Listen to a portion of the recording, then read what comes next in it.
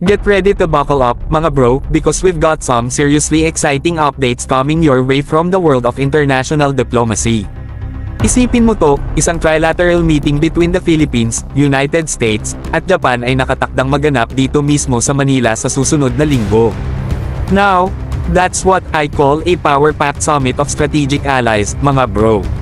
US Secretary of State Antony Blinken at Japan Foreign Minister Yoko Kamikawa ay handa nang dumating sa kabisera bago ang isang nakatakdang summit ng kanilang mga pinuno sa Washington sa 11.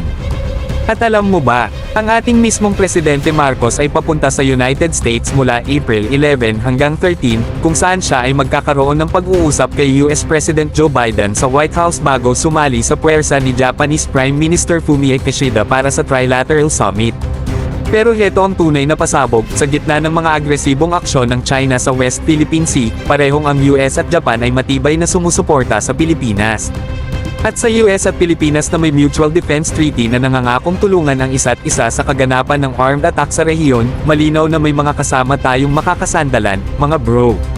So, heto ang pagdiriwang sa lakas ng partnership at ang giting ng strategic alliances, mga bro.